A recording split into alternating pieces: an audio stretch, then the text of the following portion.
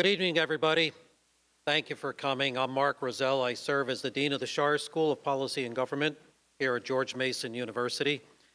And I'm delighted to welcome you to this special program of the Schar School's Hayden Center for Intelligence Policy and International Security.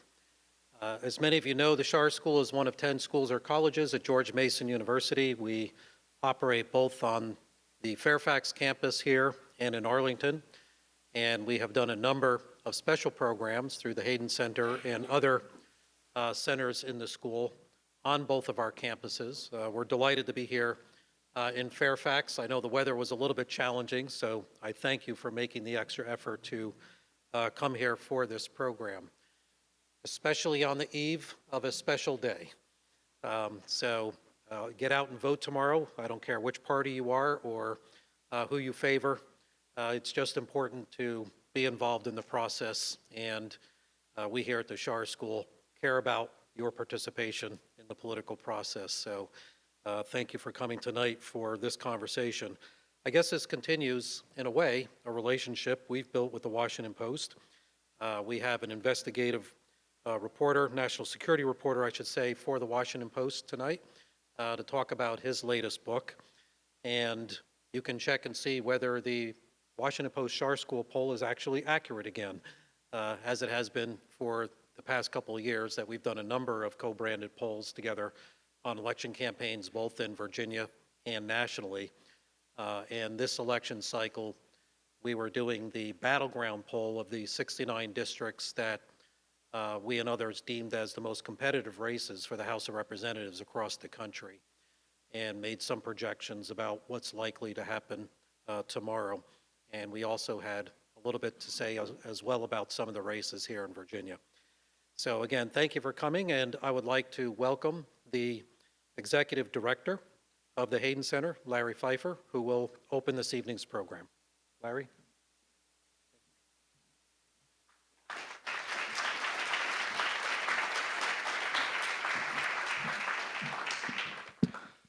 Good evening, everyone. Thank you very much for coming. As Mark said, a little bit of a challenging evening getting out here with the weather and the traffic, so double thanks for doing that. As Mark indicated, it's an important evening. It's the evening before a midterm election that's been described by many media outlets and many politicians as perhaps the most consequential midterm election that we've seen in a generation or so. Vital to making any kind of election decision is an understanding of national security, and we here at the Schar School and at the Hayden Center are dedicated to educating and informing our students and the general public about national security and the role intelligence plays in national security. The Hayden Center is just a little over a year old. We started last fall. General Hayden is the founder, and as Mark mentioned, I'm the director. Our goal is to help inform the public in as pragmatic and common sense a fashion as we can about the role intelligence plays in policymaking and decision-making, or in some cases, how it fails. We have two wonderful experts to discuss tonight those aspects. First and foremost, of course, is General Hayden, the founder of our center. Requires little introduction to the audience here, but for those who aren't aware, he served prominently as the director of the National Security Agency and then as the director of CIA, before joining the faculty here at Schar School as a distinguished visiting professor. We also have Greg Miller joining us. Greg is a national security journalist of long standing and some renown. He began his work at the Los Angeles Times, which is where General Hayden and I first met Greg, working largely the intelligence community beat, and transitioned about 8 years ago to the Washington Post, where he's continued to do excellent work.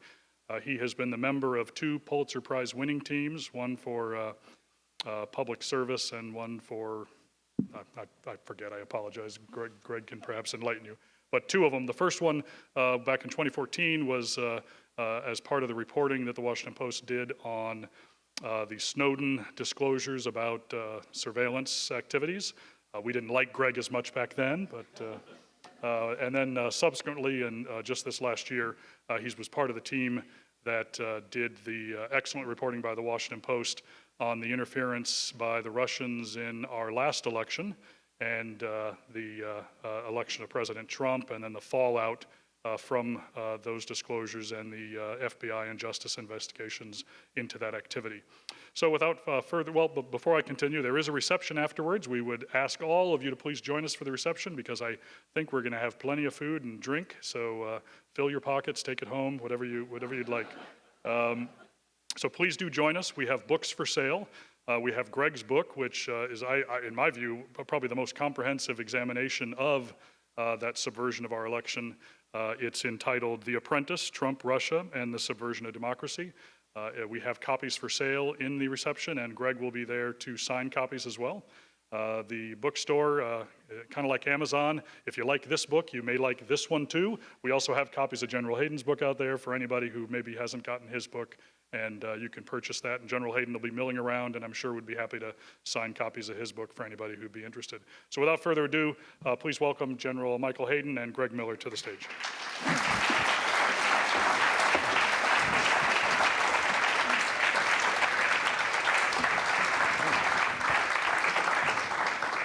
Well, good evening. Thanks for coming. Greg, thank you Absolutely. for coming. Looking forward to the conversation. First of all, you need to know that it's more than a decade. I've been waiting for the opportunity to ask him questions rather than the other way around. So let me begin. Why don't you tell us who all your sources are? You don't really want me to do that. No, but it is related to reality. Larry's comments, Greg, were really quite spot on about being comprehensive. And I know, when you're writing the daily, the folks who practice your craft want to talk about the first draft of history. This is a little bit more. Yeah. I mean, this has got a lot more content than you can get by just stitching together. It's actually, in my view, and I'm out of government, so I'm from the outside looking in like other folks. This is a remarkably richly detailed story you've been able to put together while events are still unfolding. How does that happen? What do you think has enabled you to be able to do that? That's a great question. Can I just take a second and just make a few thanks here? I'd like to thank Dean Rozelle and Director Pfeiffer for putting this event together, having us out here tonight. I really want to thank you, General Hayden, not only for tonight, but for your patience and your help and insights over many, many years now. I've known you for probably a decade or more, covering you at your various stops through the intelligence community. I also wanted to just note that one thing I know about General Hayden is that he cares about his country, he cares about the intelligence community, and he cares a lot about his hometown of Pittsburgh, and all three of those things are going through difficult times right now, and I know that they benefit from having you as a spokesperson and as somebody standing up. Thank you. It's very kind. Thank you. To answer your question, it was one of the hardest things about doing this book was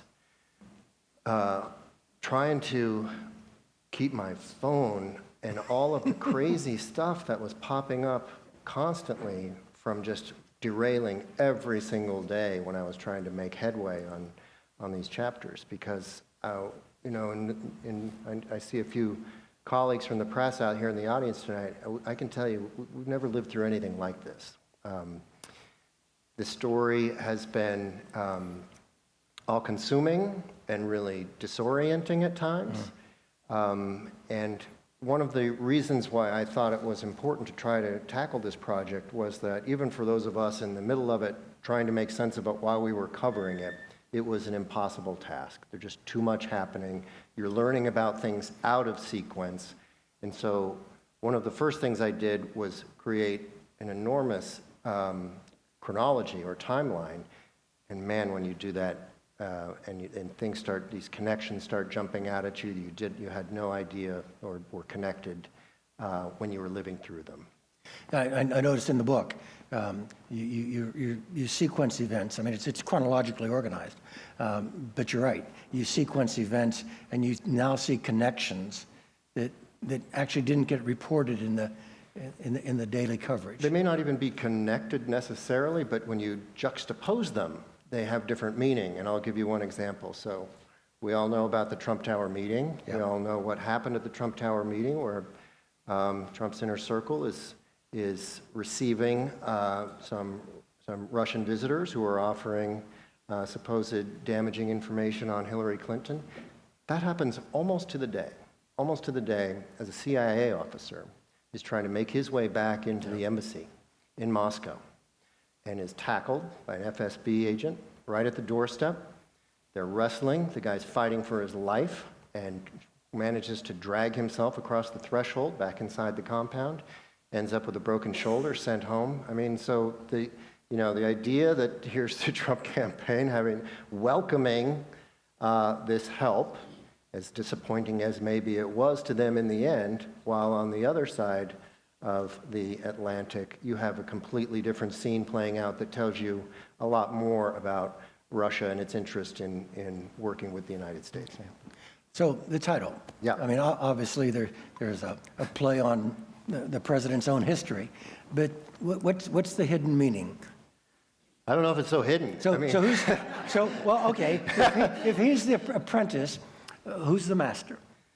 So, the title is, it works on three levels, right? I mean, so The Apprentice is obviously the show that propels Trump to such great fame. He still talks about it constantly. He's still talking about how the ratings nosedived when he left. He was an apprentice when he arrives and when he wins the election and arrives in the White House. He has no background. He never held public office, probably never clutched a classified document, as far as we know, had very little meaningful interaction with government agencies or officials, except adversarial ones mostly.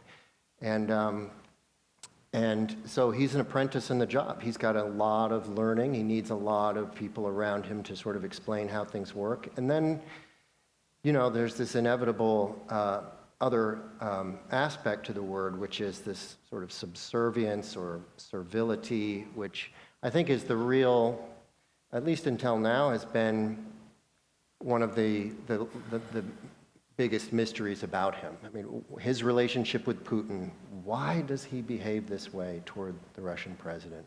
What could possibly explain it?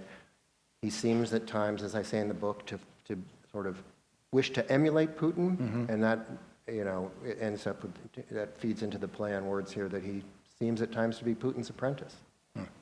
Okay. You spend a fair amount of time in the first third of the book talking about his almost preternatural self-confidence and how that gets him into trouble. And you spent a lot of time with regard to the Comey firing. You want to? Yeah, I mean, I think when you look at a lot of, and David Ignatius picked up on this and wrote an excellent column, largely sort of riffing on the book about this, how frequently it is that Trump creates problems for himself when he relies on his own instincts. And firing Comey was definitely one of those situations. I think I say in the book that he botched that. That, for a guy who built his fame off of the words, "you're fired," this was a firing that he botched horribly, right? Because he doesn't see around the corner at what's coming. He does not see the way the manipulation of Rod Rosenstein, the Deputy Attorney General, might come back to bite him. He doesn't see how removing Comey doesn't really remove the problem here, and in fact leads only to the recruitment of this prosecutorial beast, Robert Mueller. It's just time after time after time, his inability to do things that are even in his own self-interests is fascinating to me. So I'm intrigued because the book spends, I wouldn't call it character studies, but you spend a lot of time in the fine print with regard to actions and the sequence of actions, and it comes out looking like a character study. So you talk about Rosenstein and how he was played from one side and then played back on the other side with regard to the Comey finding. And one of the things I try to focus on here in my class is, despite all the headlines, despite all the structures, despite all the money, despite all the power, it's a human enterprise. Mm-hmm. So can you talk about the Deputy Attorney General and how this played for him? That's a really great point. These are, again, Trump is is supposed to be somebody who understands the leverage of situations, of personal relationships and so forth. And Rosenstein, you can see him veering from his frustration and utter disagreement with Jim Comey and being eager, as many were in the Justice Department, who were really frustrated with Jim Comey and his inability to own up to his own mistakes. This is genuine outrage over the Clinton. The handling of the Clinton email investigation. They sincerely believe he's really overstepping his bounds when he announces that there's no basis for an investigation here. They really resent that, and Rosenstein is right at the front of that pack. His feelings there, I think, feed into his willingness to go along with writing this memo on why Comey should be fired. And here's a moment where Rosenstein fails to see around the corner, fails to see that submitting this memo to this White House may not be in his best interest long term. And, so then when the White House holds up that memo and says, well, this is why we got to fire this guy. This is, the president wasn't really even thinking about it until Mr. Rosenstein told us this. We had no choice. Rosenstein is feeling completely burned at a very personal level. And I think you got to hand it to him. I mean, the way he handles this is he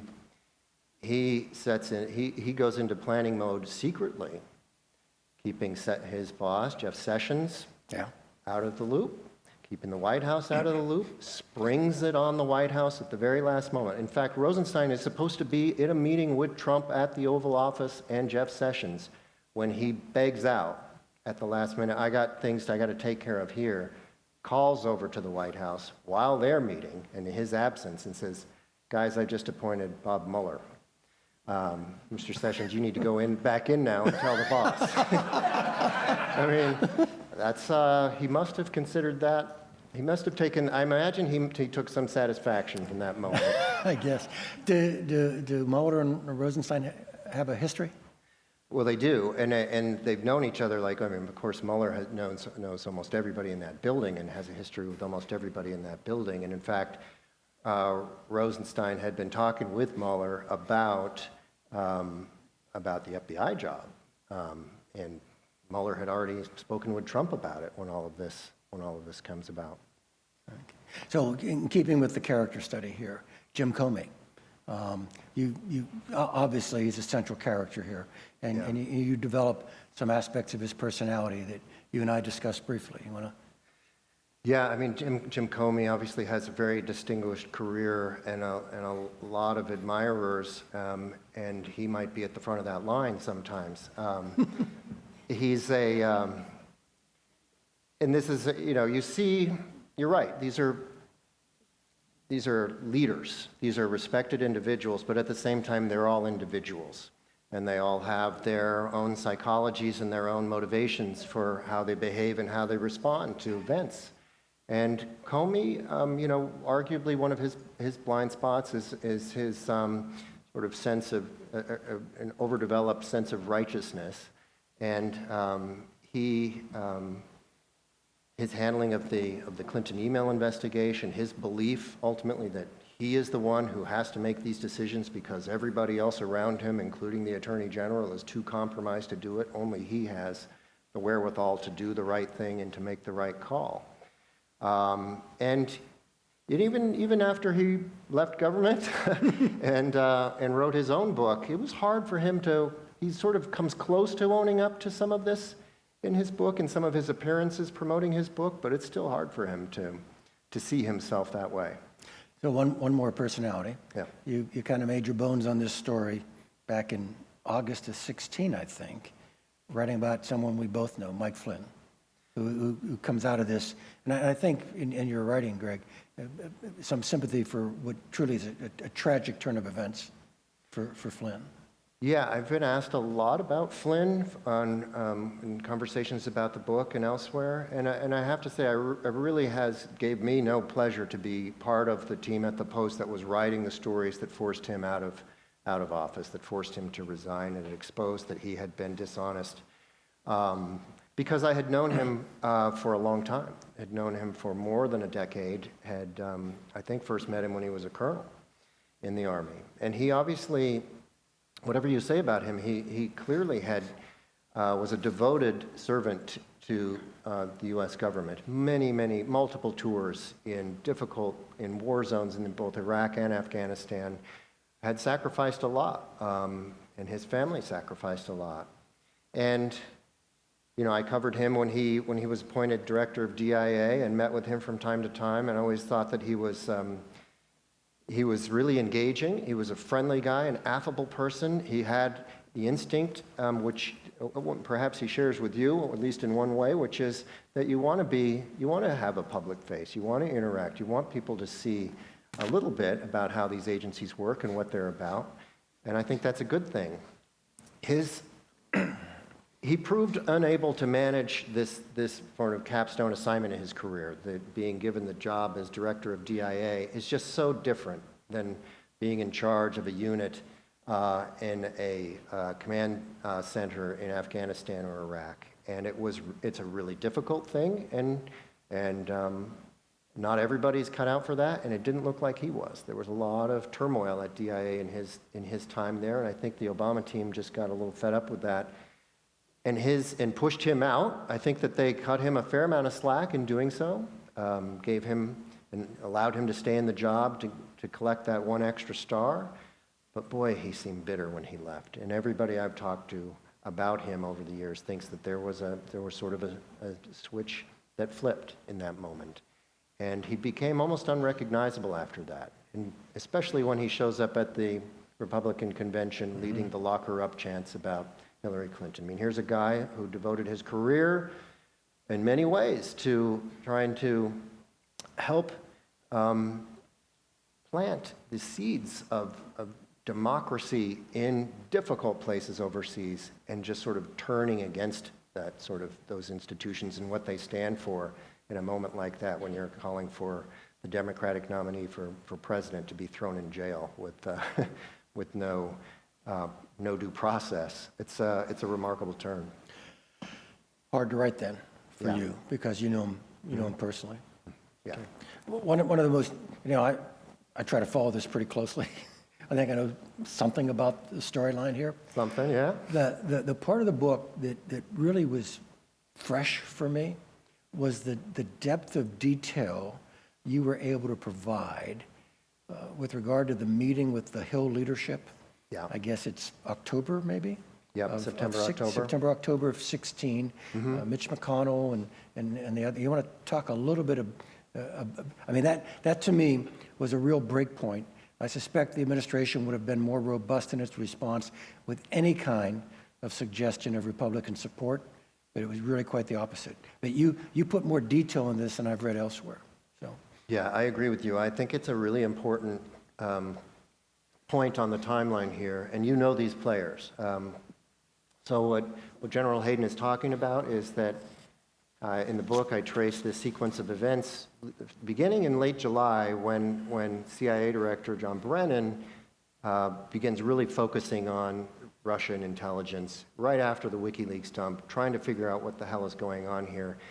Spends 2 days closing the door at his office at CIA headquarters, not taking calls, not taking visitors, poring over all the intel, and coming out of that so alarmed that he calls Dennis McDonough at the White House and says, I need to see the president, I need to see him now.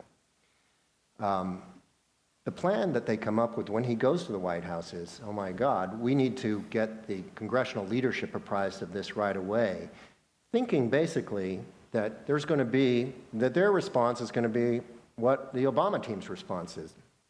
Oh my God, what are we up against here?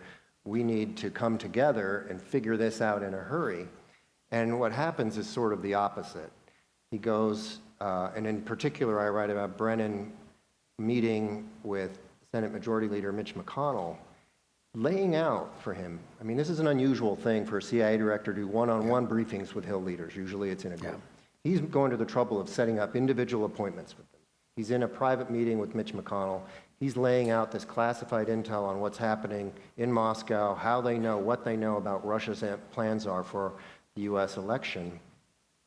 thinking that this is going to lead to a reaction from McConnell, oh my God, we need to do something about this, and kind of leading toward a request to have a bipartisan statement of condemnation at a minimum, right? To have Republicans and Democrats on the Hill to come together and say, Russia's messing around in our election, we're not going to stand for that, we're going to call it out, we're going to say what we think about this, and warn them that they need to cease and desist. And instead, the opposite happens. McConnell tells Brennan that I'm not willing to do that. In fact, I'm not even sure I believe this intelligence you're bringing to me.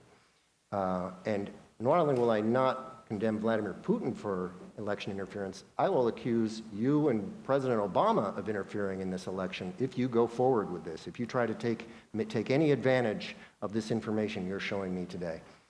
I just have a feeling, I don't know, I don't think it was always this way, when a moment like that, a leader of many decades standing on the Hill reacts in a way that looks like it puts his party's interests ahead of his country's.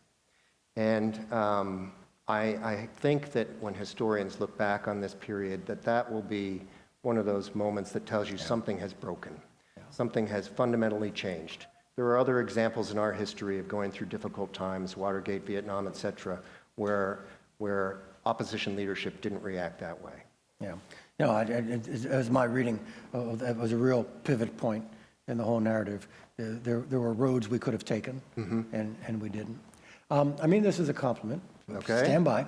I enjoyed the book. One of the reasons I enjoyed the book is you sound a lot like us. Okay? Seriously, you sound like me and Jim and John. I mean, you're fact-based. You try to write a compelling narrative. But the tone of the book is pretty much the tone that you've been hearing from former intelligence chiefs. And With a couple exceptions. yeah. But you work the intel beat. And way back in the day, I'm looking at my notes here to make sure I get it right, you said that folks like us had a sense of dread about a Trump presidency. Yeah. You want to, what led you to that? What was that like? I mean, not who told you, but in general, how were you learning that?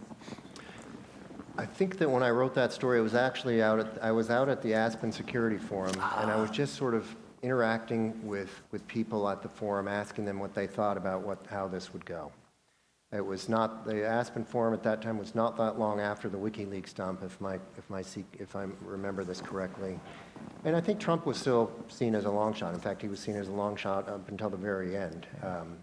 One of the common denominators in almost all of the bad decisions made in the stories that are encapsulated here is an assumption of a terrible failed assumption that Hillary Clinton would inevitably win. But the reaction I'm actually, when I look back on it now, I'm sort of interested that even before it became clear that Trump would lead the way he has. I mean, this was at a time when there was still an argument to be made that, well, look, once he settles into office and once he's surrounded by experts and has gotten some training on the job, he'll grow into it. You could still make that argument at that point. There was still a sense of dread, and you could pick up on it from just speaking with people about whether they would even be willing to stick around in a Trump administration. What he was saying about the IC, what he was saying about his opponent, how he was treating the campaign, the issues, the divisive issues that he was taking advantage of made people really uncomfortable. And I think his aversion, his difficulty with facts, truth, would inevitably come into conflict with a community that, like the one that you come out of, that thrives on those things. Yeah. So when I describe it, I talk about the high friction points of the administration being with intelligence, law enforcement, the courts, science, scholarship, and journalism. And I generally then point out to the audience, what do they have in common? They're all fact-based. And so what I experience is intelligence and your profession of journalism and scholarship and science, global warming, and so on, pushing back against a non-fact-based policy engine in the administration. But one of the problems that folks like me have, it was actually the topic of our last Hayden Center event.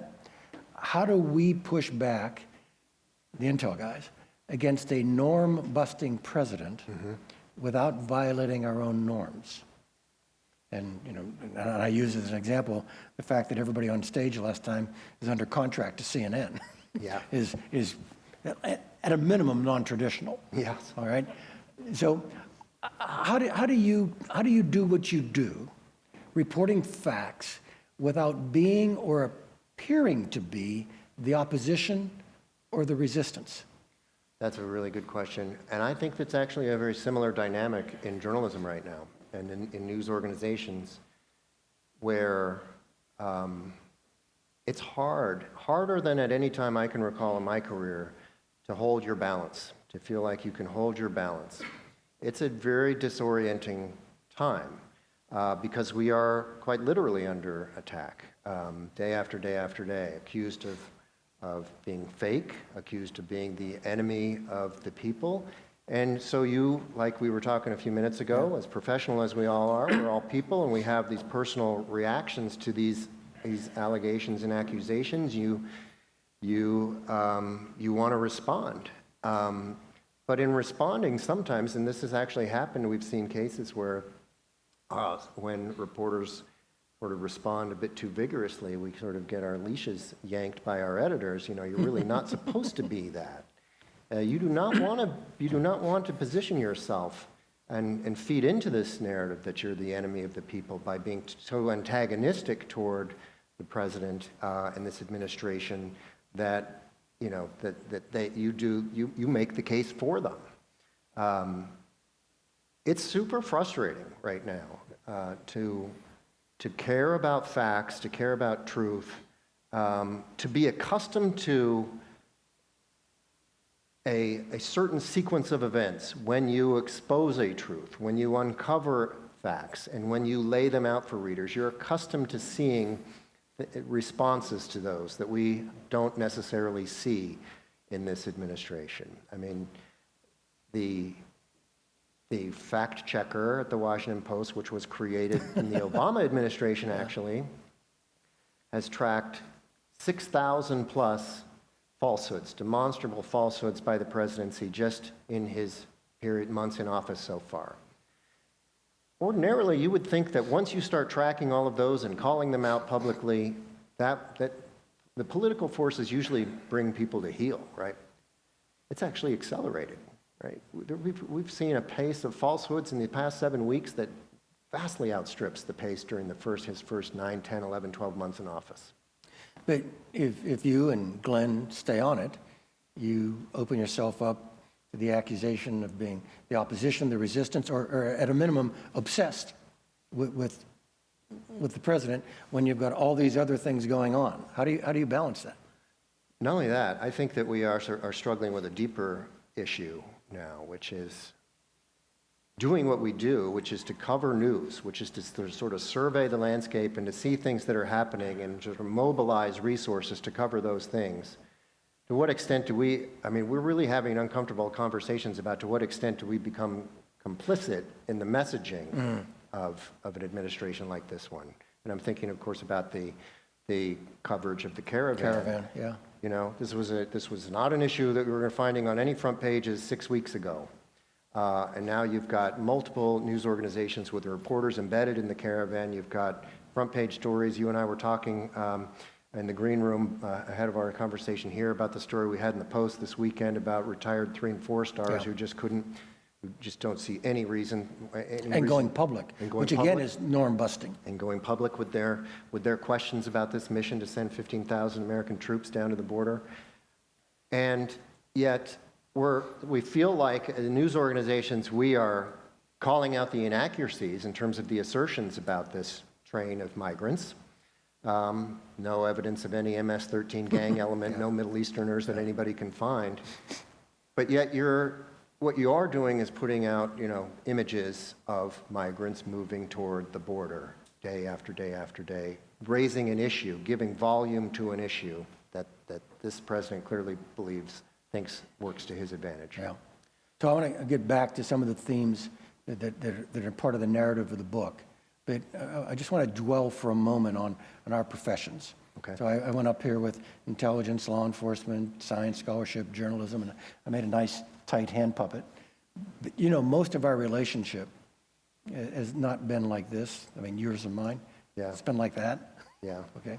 We're journalism and frankly, scholarship. I thought you were going to take it down to one finger and aim it at me. Afterwards, have been critical of intelligence. I mean, one of your Pulitzers Yeah. has been I knew you were going to bring that up. writing about how we acquire data, Yeah. right? And all the Snowden revelations. That has been an absolutely muted point for a couple of years, with folks from my tribe and your tribe having a relationship I've never experienced before. And it's all because we're data people. We'll get back to the argument about how we get data after we get beyond this. But right now, we seem more kindred than we ever have. Do you see that from your side? I'm giving you a moment here to be nice. All right? Well, I definitely see that the shared values, the common set of values there. I mean, you're right. I mean, for most of the time that you and I have known each other, there's been a necessary and a healthy tension, Yes. tension in the Both relationship. necessary and healthy. Yeah, and even adversarial at times. Yeah. And I hope that you would agree that we've tried to behave responsibly and respectful most of those times. It makes me uncomfortable when you say what you just said, right? To even try to think of us as journalists somehow on the same team as national security professionals that we're supposed to cover, even those who are no longer in office. I mean, you know, I definitely rely on your expertise and many others. Right. I've called you many times for help navigating stories that I'm trying to figure out and things like that. But it is an unusual time. It is. Yeah. But the unifying principle Yeah. is that we're both fact-based institutions in the face of a post-truth administration. Yeah. And so we share some of the same, and that's why I pointed out, it's very unusual, because usually it's been like this over the questions of, power of government, use of that power, and so on. I think that, the moment jumps out at me from an event that you participated in, I think it was last year, where you were sort of holding truth to power from your chair in retirement. You were on a panel with a number of former CIA directors. It was almost all of you. Yeah. And if you'll let me tell the story for just a second, it was just a fascinating moment to me. Sue Gordon, can't remember what her position is right at the moment, but she was moderating this panel of former CIA directors. You were there. John. Brennan was there. Porter Goss was there. Yeah. And Sue Gordon is still in government, and she was doing her best to try to defend the intelligence community's relationship with this president, saying, well, he gives us so much access. We get no shortage of FaceTime with the president. We get what we really, really always want from a president with him.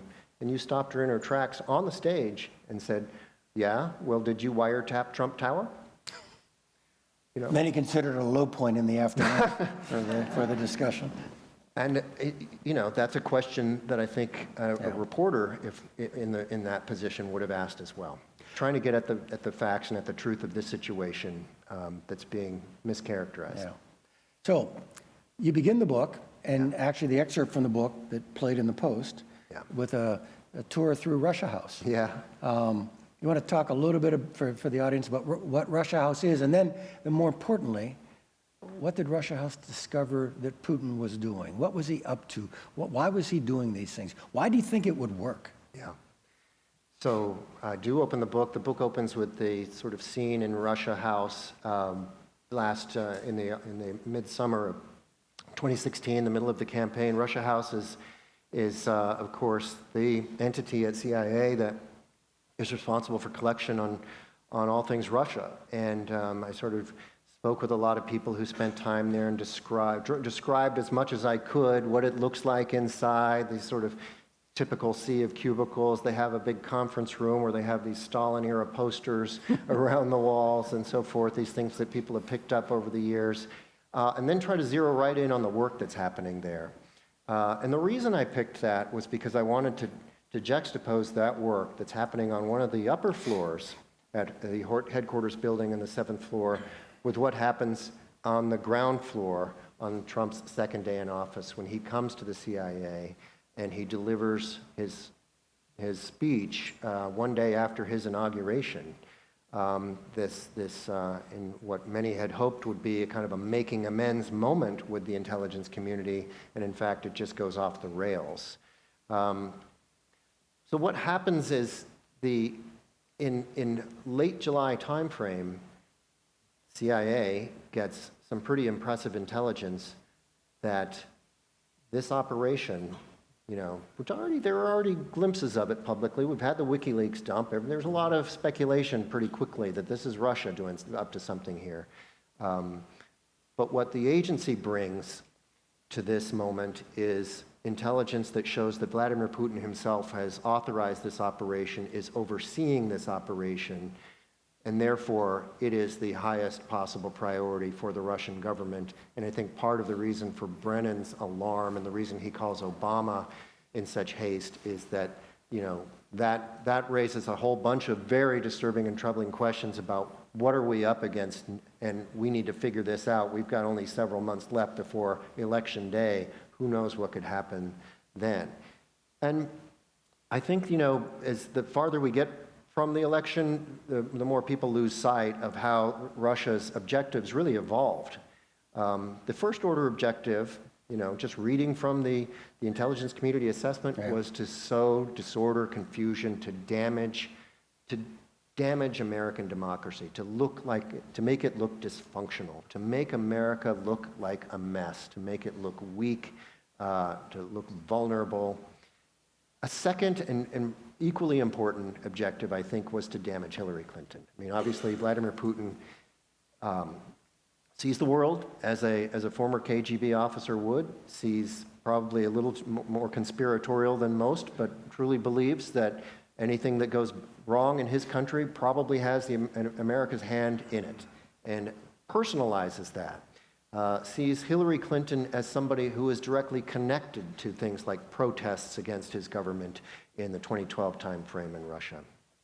Then, when Trump emerges as the Republican nominee, it's like, oh my God, we have the dream candidate here, somebody who is singing Putin's praises from the very beginning of his campaign, is now the Republican nominee, and the Russian campaign really pivots into not only seeking to inflict ongoing damage on Hillary Clinton, but to push Trump as hard as they can. So your belief is, and that I think we all agree that was a pivot. Yeah. It was from hurting the inevitable President Clinton to saying this guy could actually win. Yeah.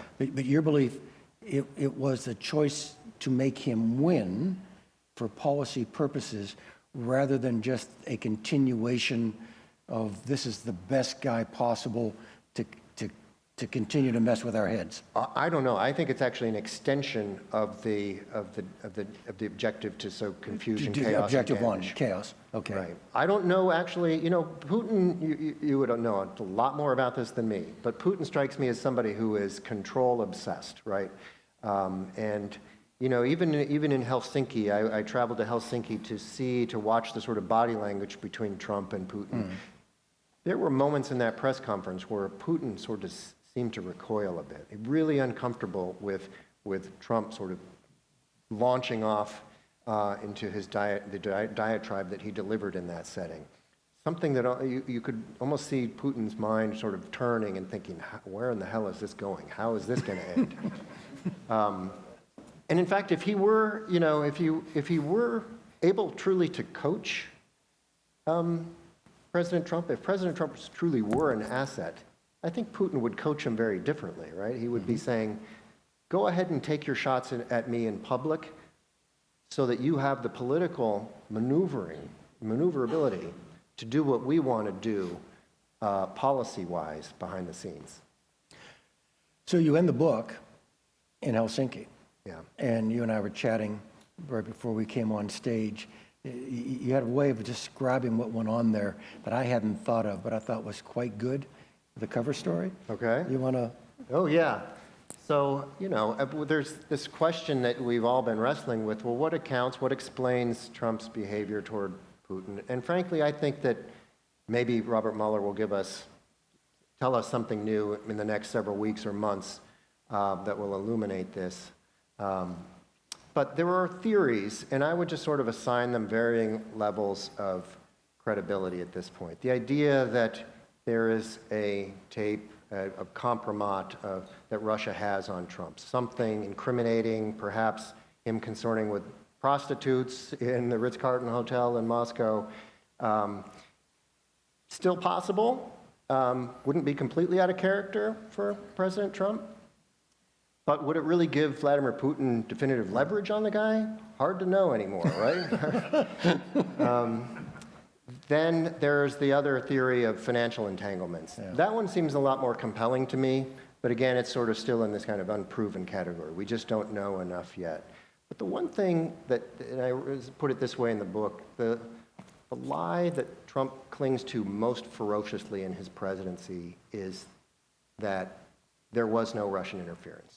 That this is all a hoax, this is all a plot to undermine him, to discredit him. That he won this election because of his own charisma and strategic brilliance as a candidate. No other factor played into this.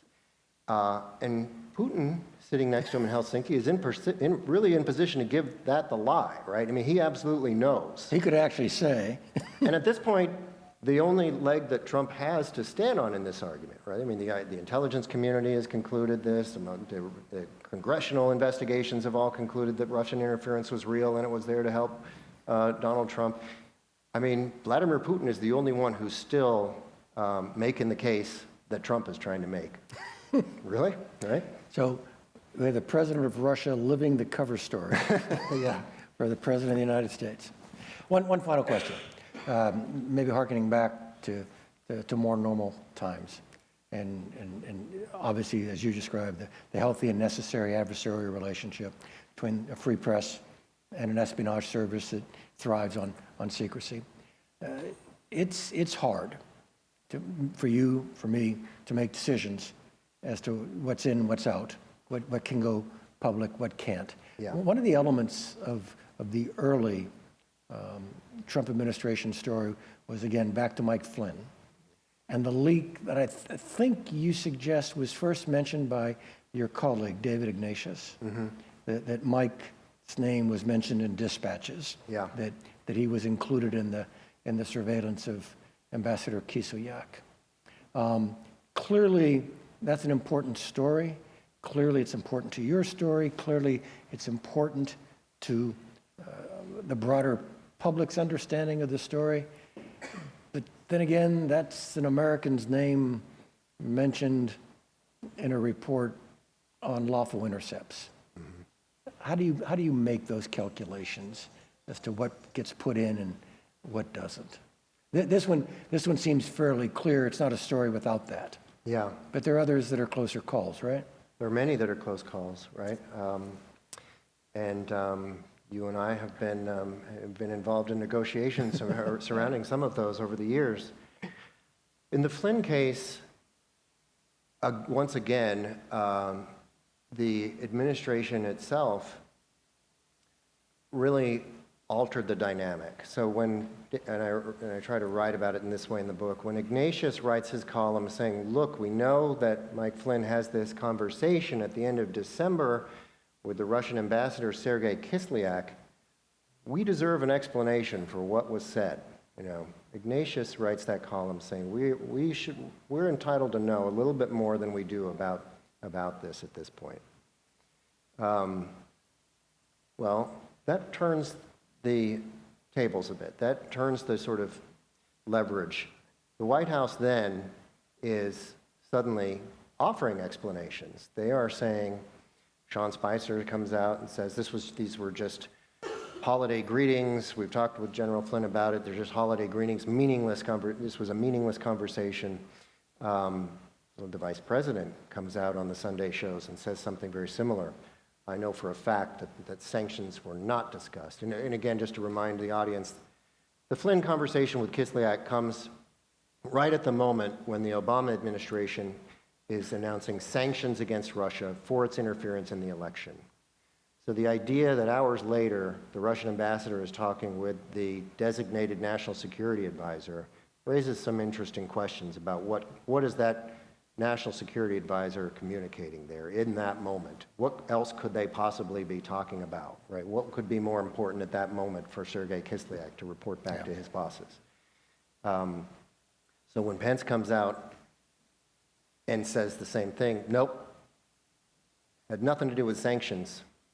There are a lot of people in your former line of work, General, who knew that wasn't true. And truth matters to these people. And I think you know some of these people. I can tell you that, who we relied on to sort of piece together the truth there. Their willingness to tell us that truth was extraordinary because they are talking about a piece of intelligence that in almost any other circumstance they would never talk to us about. But here you have this sense of alarm that you have a White House that is lying to the American public, or at least relaying the lie of one of its senior officials to the American public, and the sense of outrage starts to build, right? And then you layer in the concern, the real concern that many of these same officials have about Flynn's vulnerability to blackmail. The longer this lie, the longer that they cling to this lie, the more vulnerable he becomes. You layer that in, and their motivation goes up another notch to want to tell the truth about this. I'm not saying that this was easy and that there was a line of intelligence officials out the door of the Washington Post lining up to tell us what was in that intercept, but it tells you a lot about the environment and the true depth of concern about what was happening, what was transpiring. Wow, fascinating. One more quick question, and Okay. then we'll open it up to folks. So what's all this mean for tomorrow? Oh my gosh. You know, I think that, it could be an upside down world very soon for a president who has benefited and been protected by the fact that his party has had control of both houses of Congress. To lose control of one of those would turn things upside down in a serious way. I mean, the president was asked today, what if the Democrats win and they come after your tax returns? You know, he tried to be flip about it and say, well, they can do whatever they want to do. They can come after me and I can do what I need to do to them. I think we'll see. It'll be a very different world for the Trump administration, for the Russia investigation, for Mueller to know that there are committees out there waiting to dig in to everything that he's turned up over the past year and a half. Great, thank you. Questions from the audience? Okay, we have one right up here up front, and the microphone is on its way. Hi, thank you both for coming out. I have a question for both of you about the general Russia investigation. This investigation, since the special counsel was appointed, has taken 18 months. And while we've seen some smoke, we've seen some meetings like the meeting at Trump Tower, some of financial transactions with Russian oligarchs, there's yet to be solid proof of what the media calls collusion or conspiracy with the Russians. Do you think that the fact that the Mueller investigation has taken 18 months, and even though it hasn't produced anything yet, the fact that it's taken so long suggests that there's something big to drop? There's something? Big to drop because it's taken a while. I would start by saying every time Mueller has dropped something, it's been big so far. He doesn't mess around. He has, every one of these indictments that we've seen so far from Mueller and his team has been breathtaking in the detail that it's given us. I think even former CIA people I know were really staggered by the level of detail in the indictment of the Russian intelligence officers involved in the hacking of the DNC, for example. They couldn't believe he got the clearance to get that much detail in a public document like that. We can't predict for sure. To get to the heart of your question, I think what I would say is even at this stage, I am skeptical and have been for a while that we're ever going to see what many in the public might think is required in terms of smoking gun evidence of collusion.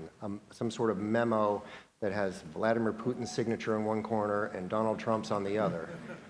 I just don't know that we're going to get that. But, oh my God, I mean, when you lay out this sequence of events, when you lay out not only the Trump Tower meeting, when you lay out Trump's infamous line during the campaign, Russia, if you're listening, and then you read through Mueller's indictments and realize, yes, they in fact were listening, and within hours launched a spear phishing attack at the Clinton computer servers. And they're reacting to one another in real time, out in the open, right? In a way that's hard for us to process. I do this in the end of the book. I ask readers to do this little mental exercise. What if we had learned months later, what if Trump had never said that in the campaign? And instead, we had learned months later that he had secretly, via some encrypted app, asked the Kremlin to do this. And they, in fact, responded. We would know how to interpret that. We would have really no question about the coordination that was happening between the Trump campaign and Russia in that moment. But because it happens out in the open, it's so disorienting. And when people say, no collusion, there's no Mueller hasn't shown us anything yet, you have the National Security Advisor having lied to the FBI, to his own government. He's lying to his own government about his interactions with the Russian government to cover up a signal that he is sending at the culmination of that election, that we got you covered. I don't know. I have a hard time when people are too dismissive of what we already know. Me too. Other questions? Here's one. Yes. Hey, David. Good evening. Hi, Greg. Hi, David. I want to pick up on what you just talked about the election tomorrow. Because I think if you would have told most Americans 20 years ago, 10 years ago, 5 years ago, that we would be talking about somebody who said, Russia, if you're listening, we'd love to get those emails, and then it happened, and then there were indictments, and then there's the national security. All of these things happening, normally we think would mean this would be a big deal in the election, that this election might be a referendum on that. Poll after poll shows it ain't happening. It's healthcare, it's jobs, it's even immigration in some districts. But you look across the country and the Russia investigation is not often in the top 3 issues voters care about. This book isn't about the election. But how do you feel about the fact that this, in a way, your life's work building up to this amazing reporting and story, and the election comes and people are almost brushing off perhaps the biggest national security impact on domestic politics in our lifetime? That really makes me mad. I mean, from a sales point of view, among others. I wish Mueller would hurry up and juice these numbers a little bit. But it's you look. This is the climate that we're in right now, and we've never been through anything like it, where the level of chaos and the ability to stay focused on any issue more than a week or 2 or 3 is really hard to sustain inside news organizations. I mean, I don't know how many, I think we got 8 or 9 people covering the Trump White House now. We had 3 in the Obama administration, and they can't keep up because there's just so much chaos day after day after day. And even then, despite all these hires we've made at the Washington Post, there's a whole there's a whole nother world of stories that we don't even have time to get to, that in normal times, we would be all over. It's going to take, I don't know how long, a long, long time to do the sort of journalistic cleanup job that's required to really get at everything that's happening in this moment we're living through right now, is what I would say. And, if I can plug David's forthcoming book, he's got one coming soon that Mueller might want to buy about the impeachment of presidents. So. Yeah. Yep. It's even broader than that, right? All right. Thanks, David. Who's got the microphone? Do you have a gentleman here? Yep. And then why don't you go ahead and pre-position it up here? There's someone else with their hand up. Yeah. You mentioned that Mueller's indictment of the 16 intelligence officials, and then you said that Putin was in charge of the operation. Why wouldn't Mueller not indict Putin? Well, that might be a sources and methods problem that even Robert Mueller can't get past. I mean, I think that would be pretty hard for them to lay that out. I mean, it's basically, it's in the intelligence community assessment that this operation was approved. It's asserted, right, at the highest levels, but to detail the evidence that you would need to there, and I don't know, perhaps it's also just the idea that you're going to indict the head of leader of a state. foreign, Yeah. the head of state of Russia is just not something that Robert Mueller sees as part of his remit. Okay, right here. Yes, hi. As a former journalist, if there is such a thing, I have a question related to false equivalencies.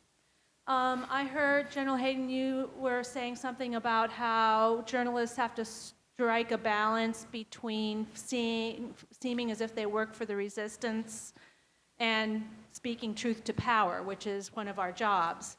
I would argue that anyone who traffics in facts, truth, knowledge, understanding, even wisdom is going to look indistinguishable to opponents. And I've had a lot of us, people in my circles anyway, get really upset when journalists try to balance things when they're balancing something like a Holocaust denial to the truth. And I'd ask you to kind of just maybe your thoughts on this whole idea of false equivalency that I'm hearing out there. And I have a second question, which is, given the Trump operative history of relationship with the Putin operatives history going back decades, there is this conspiracy theory out there that Putin has been actually grooming Trump for this for a very long time, and I'm wondering if you think there's any credibility to that.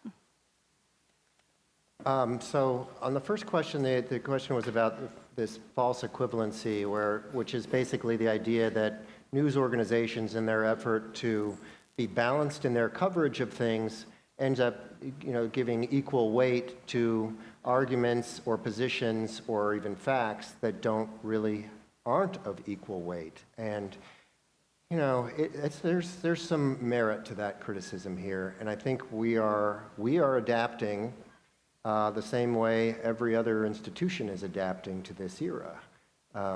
We are coming out of something that an equilibrium that existed for decades and decades in terms of our coverage of politics and of government and of the White House and so forth. And things are changing more quickly than we can sort of keep up with, I think, is part of the issue. I think you're starting to see corrections there. I mean, it took a while for people to use even the word lie when it comes to these assertions by the president. I think that restraint is a good thing for the most part. As we were talking about earlier, you just do not want to, we don't want to overreach, become adversarial, and it's hard in this environment to make anybody happy, let alone everybody happy. I think it was really telling then a few weeks ago when the New York Times broke the story that Rod Rosenstein had considered wearing a wire into meetings with Trump. The reaction from the left and the denunciations from the left, which supposedly is supposed to be in love with the allegedly liberal-leaning New York Times, really struck me, really made me think, man, we're in such a polarized moment right now that even the New York Times is getting whipsawed from the left, right? You can't get far enough left for these people. I think on the second question, I don't know. I mean, we know that Trump was pursuing business deals in Russia for many years. If Putin was really trying to recruit him and develop a relationship, wouldn't he have shown up when Trump was in Moscow for the Miss Universe pageant? I mean, there were plenty of opportunities that looked like he didn't take advantage of there, but I don't know everything that the intelligence community knows or that Robert Mueller knows, so we could be learning more about that pretty soon. If I just add to that one, my instinct, pure instinct, no data, all right, is that Donald Trump would not have had to have been running for president for the Russians to be interested in such a personality. So in terms of development of information, Yeah. I think my instincts are there's a pretty long file, which is quite different than trying to create a source or an agent of influence. Where's the mic? Come on up. Yep. The New York Times had hit Clinton at 99% chance of winning the day before the election happened. The Washington Post had similar numbers. How can you claim to have credibility and objective truth given that your prediction of the election was so far off? I usually get that question on weapons of mass destruction. Was it really 99%? Is that accurate? The poll was, the prediction chance was 99% the day before. I think that you have to make a distinction between objective truth and reality is not predictive, right? I don't think any of us claims to know the future. We only know what we report in our stories based on what we learn from the sources that we talk to. And I think that there's there was a lot of hand-wringing after the election, and probably still is some lingering hand-wringing over how wrong everybody was about that. But I would just put that sort of those predictive polls and stuff in a very different category. And I would just argue that I don't think that undermines our credibility in terms of coverage of events that have occurred, which is what our real jobs are. Who's got the last question? Who has the microphone? Here we go. Yes, ma'am. Thank you. On May 11th, 2016, Trump signed the executive order on cybersecurity. And then in July, he tried to meet with Putin to create an unhackable cybersecurity network. That allegedly, as far as I know, did not go through because people protested. Except for that, he's given Putin almost everything Putin's wanted. What do you think Putin is going to try to make Trump do next? Or try to influence Trump to do? Let me rephrase that. So you think the cybersecurity initiative between Trump and Putin was a bad idea? I don't know why I would think that, but... I actually think that there's been a level of disenchantment in Russia with Trump. I've been doing a bit of reporting on this, and I know that my colleagues in Moscow have done more reporting than I have on this. I mean, the reality is that you have to look at the aftermath of the election and what Russia got out of this in two different ways. They got almost nothing and less than nothing in some ways in terms of the most transactional things on their shopping list, right? Removal of sanctions and progress on other fronts like that. The payoff and the ongoing payoff is the dysfunction. As we were talking about, the first order of this operation was the dysfunction and the damage to the reputation of American democracy and the embarrassment and making it look bad on the world stage and sowing division in the United States. That's the gift that keeps on giving, unfortunately. Greg, thank you so much. Hey, thank you. I enjoyed reading the book. Highly recommended for everyone. All right, so appreciate everybody coming out. Please stay tuned to our website or our Twitter feed or elsewhere for a follow-on event. Our next event will be the 10th of December at the National Press Club. General Hayden will be leading a panel discussion that's going to look at the law and regulatory aspects of how we govern intelligence. Should be a very fascinating conversation.